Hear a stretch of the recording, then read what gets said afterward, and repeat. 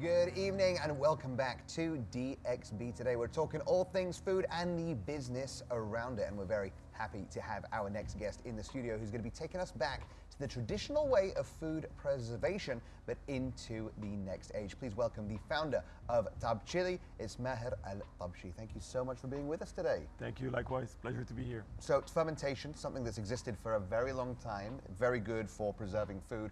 We have fridges now. Why is fermentation still such a big thing? Fermentation has always been a big thing because after drying, fermentation has always been the way to preserve food. Once we got fridges, we no longer needed to preserve foods. But eventually, when you think of fermentation, dairy becomes cheese. Yeah. Vegetables become sauerkraut or kimchi. These are flavors you cannot make with fire. So once you understood that these are flavors you can make with fire, you're no longer using them. But what's happening now is that in the world of rushed food or consumerism, we no longer take time, we want shortcuts. Everything is heat, pasteurized, vinegar for acidity. You're losing the nutritional microbes for your gut. That's why now it's coming back, because we want to reclaim our gut health.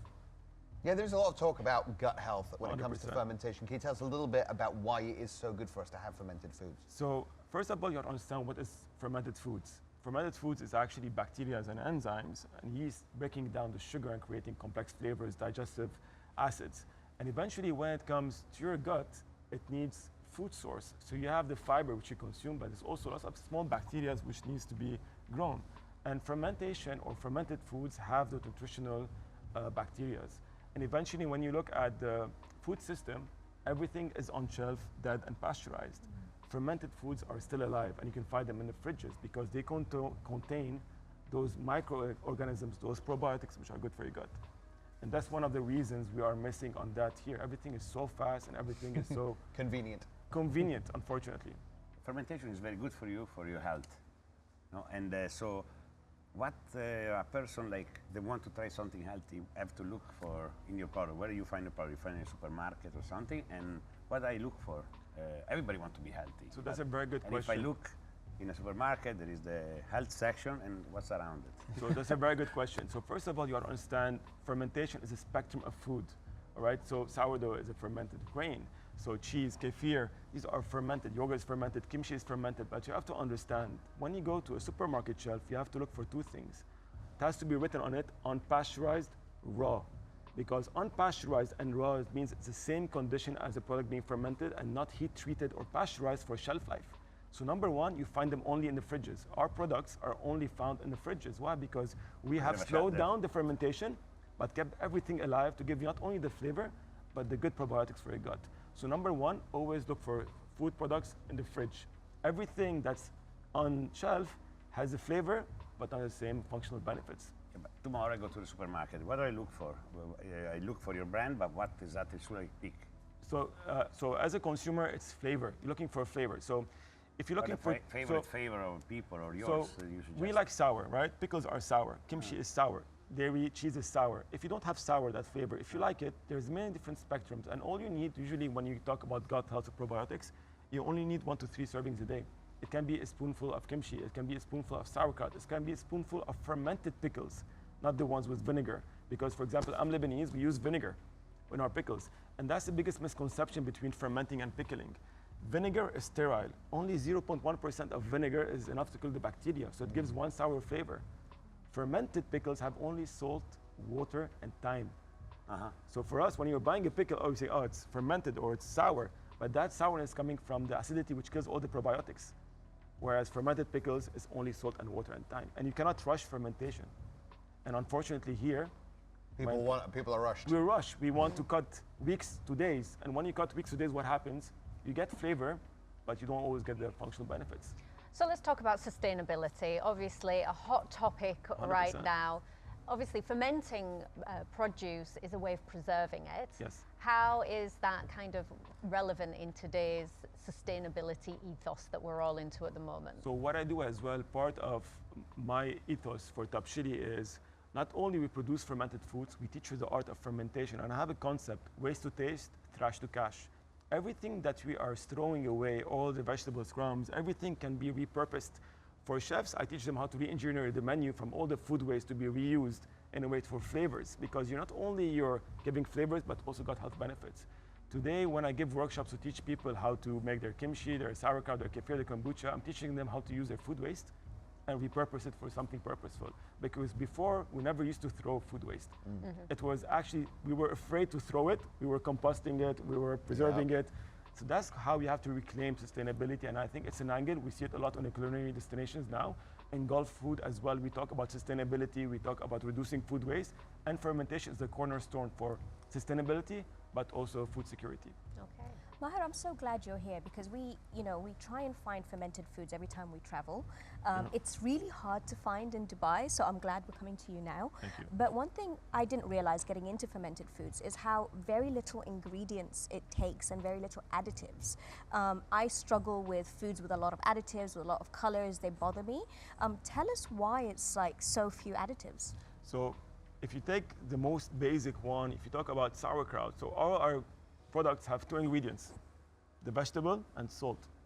Salt triggers fermentation process. It allows bacteria to break it down, but eventually that sourness is coming from one specific bacteria and a probiotic, which is giving it shelf life.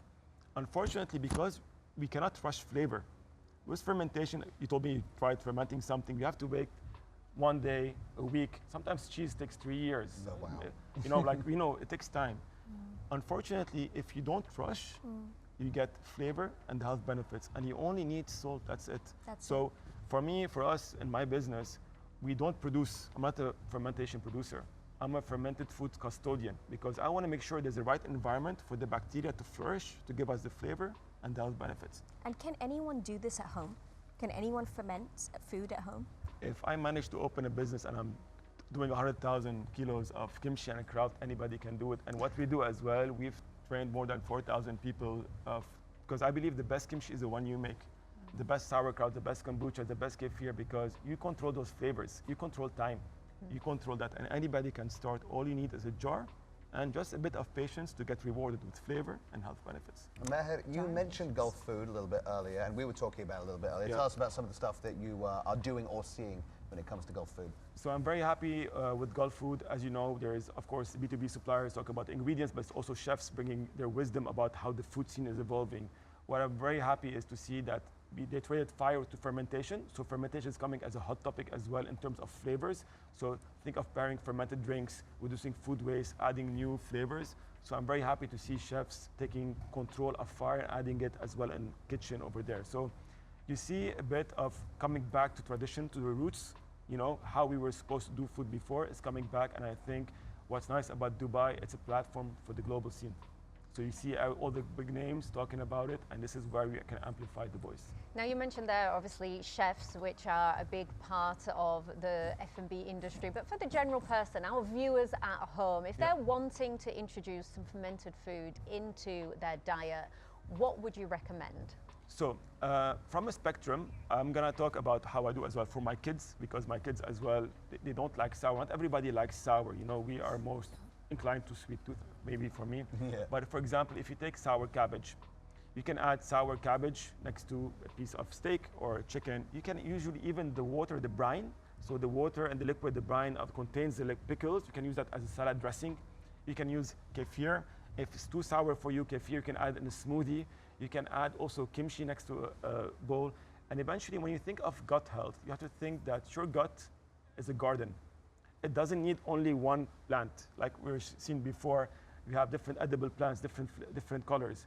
What you have to do, incorporate daily. It can be a yogurt, it can be a cheese, it can be a kefir, it can be sourdough bread with fermented hot sauce. I mean, we're going back to real food. Yeah. That's all you have to do. No additives, no colorants. Real food is fermented foods. Time and salt. Time and salt. And Can salt. you do something with truffle? If I have some extra truffle, somebody return. But don't give me the 4,000 kg, 4,000 kg one because I can't compensate. No, but like, Yes, like you can. did you ever try to do anything with truffles? To be honest, personally, no. But what's nice about fermentation is that you can take anything and create flavors from it. Just Can understand the process. we talk and everything, maybe we can try 100%. just to see what's come up. Yes, definitely we can do that. Well, I'm there you curious- have I'm it. really curious to right know, here on the DXB Today sofa, we've got a collaboration happening with I Itato. wanna taste it. I'm What is curious the to understand what can I do with my ingredients. No? Also, like before I find out somebody does it, I want to know first. Amazing, Perfect. amazing. We'd love to see it. But before we say goodbye to both of you, we've got something very important for you, Massimo. Yes, Massimo. So you've got 60 seconds to answer as many questions as possible. Okay. And don't worry, they're not I'll difficult. try to be quick. They're all about 'Cause you, usually so I'm you like can't sort get of- them wrong. Okay? Yes. Can we have 60 seconds on the clock in 3, 2, 1? How can a non-expert tell if caviar is truly high quality? From the flavor. If he has no smell, it's very, very good. And the taste in your mouth is supposed to be something totally, totally different what you expect. It's not fishy, it's the characteristic of the caviar. And also, you need to know what kind of caviar you're buying because there are about 18 species of sturgeon that produce different flavors. Amazing. Now, which matters more for truffles, origin or season? Season. Season, amazing. When you are in season, always buy the fruit that is in season. Don't try here. The people want white truffle in June, July. You find it because you find it from certain climate, but they're not the real thing. Amazing. What is the most common mistake chefs make with truffles? They assume the cheapest truffle can achieve like the biggest one, and they don't know how to preserve it. They assume then people can keep wrap up in a week, and then you find mold and everything. And I think the storage, how to treat the truffle. You need to change the paper. You need to look after, and you need to use it as fast as you can because you don't save money, you lose money. 60 seconds ran out a long time ago. But I have a But final we question absolutely for love you. your passion. But we've got one more question, The definitely. most important question, Yeah. why Dubai? Dubai. Oh, I came here by chance. My wife got a job here as a creative director. And so I follow. My daughter was 1 year and a half old. I left New York. I was like, okay, let's see. And here I noticed then the Burj Khalifa, the Four Seasons, the hotels. And the truffle here were only used in two, three fancy places only. And done the truffleization of New York before, I said, let me start here. All the distributors that I approached, they discouraged me. They told me, no, it's not possible. One person ordered me some truffle, then they stick me because they said, no, I tried to bargain.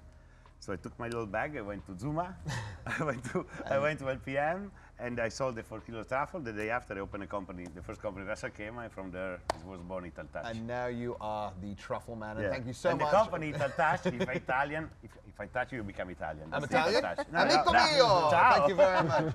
Thank you so much for joining us Ciao, today, super, Massimo, thank and you. guest co-hosting Maher. Thank you so much Thank you. as well. Loving your Pleasure to be here. expertise on Thank the you. show.